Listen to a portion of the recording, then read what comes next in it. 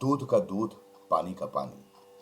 राजा सूर्य प्रताप सिंह अपनी न्यायप्रियता के लिए प्रसिद्ध थे। उनके सत्य तथा न्याय की चर्चा दूर दूर तक फैली हुई थी। राज्य में चारों ओर सुख शांति थी।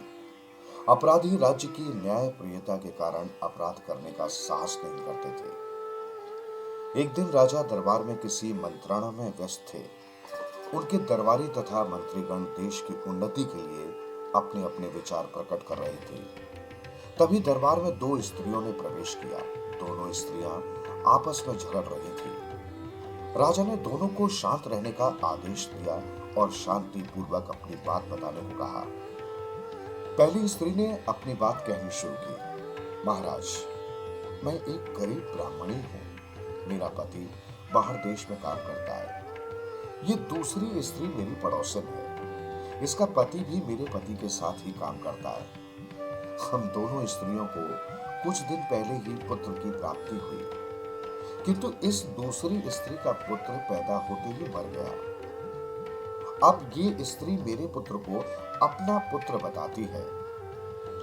उसकी बात सुनकर दूसरी स्त्री रोती हुई बोली, महाराज, ये स्त्री बहुत चतुर है। ये पुत्र मेरा है, किंतु ये स्त्री इसे अपना पुत्र बता रही है। राजा ये सुनकर आश्चर्य में पड़ गया और बोला, क्या वो दाई है जिसने दोनों पुत्र उत्पन्न कराए कुछ नहीं बता पा रही है? ये सुन पहली स्त्री बोली, महाराज, इस स्त्री का पुत्र पैदा होने के 2 दिन बाद मरा था। इस कारण दाई भी कुछ बताने में असमर्थ है, क्योंकि इतने छोटे बालकों की शक्लें भी एक से ही होती हैं। दूसरी स्त्री फिर चिल्लाई, महाराज, ये औरत झूठ बोल रही है। मेरा पुत्र नहीं बल्कि इसका पुत्र मरा है। मेरा ही पुत्र तो वो नवजात शिशु है जो इस समय इस स्त्री की गोद में है। राजा बड़े असमंजस में पड़ गया। ये न्याय का अजीब मुकदमा था। पुत्र को सही मां के पास पहुंचाना आवश्यक था। उसने सलाह के लिए अपने दरबारियों की ओर देखा, किंतु उनमें से कोई भी कुछ कह पाने में असमर्थ नजर आया। दोनों स्त्रियां दरबार में पुनः लड़ने लगी। दरबार में एक शोर शुरू हो गया। राजा ने उन दोनों को चुप कराया और कुछ देर बाद सोचकर कहना आरंभ किया, जिस प्रकार किसी वस्तु के बांटने के लिए उस वस्तु के 2 बराबर हिस्से किए जाते हैं, उसी प्रकार इस बालक को भी बीच में से 2 भागों में काटकर दोनों स्त्रियों को बराबर दे दिया जाए। पूरा दरबार आश्चर्यचकित रह गया। राजा की ओर देखने लगा।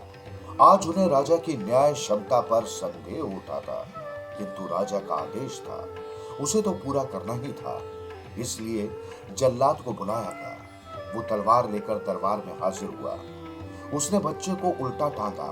फिर जैसे ही वो तलवार चलाने को हुआ, पहली स्त्री, जो कि बच्चे की असली मां थी, चिल्लाती हुई जल्लाद की ओर दौड़ी। उसने बच्चे को छीनकर गोद में लेकर प्यार करने लगी।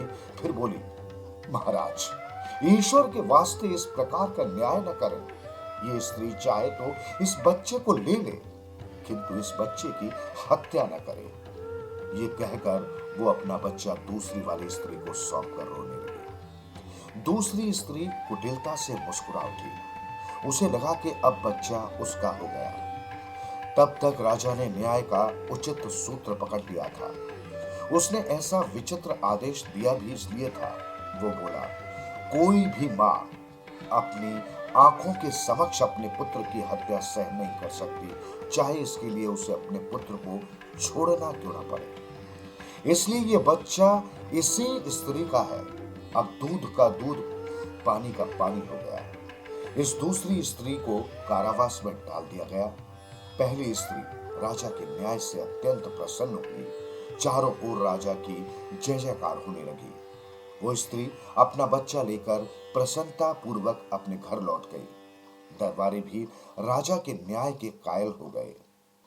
इस कहानी से हमें यही सीख मिलती है, कभी भी किसी पराई वस्तु को हत्याने का प्रयत्न नहीं करना चाहिए, क्योंकि अच्छा पंच, अच्छा न्यायाधीश, अच्छे राजा के पास जब न्याय की गुहार पहुंचती है, तो न्याय दूध का दूध, पानी का पानी की तरह होता है। जैसा पहली स्त्री के साथ हुआ। हत्याने का प्रयत्न करने वाली वैसे ही सजा पाती है जैसे दूसरी स्त्री को मिली।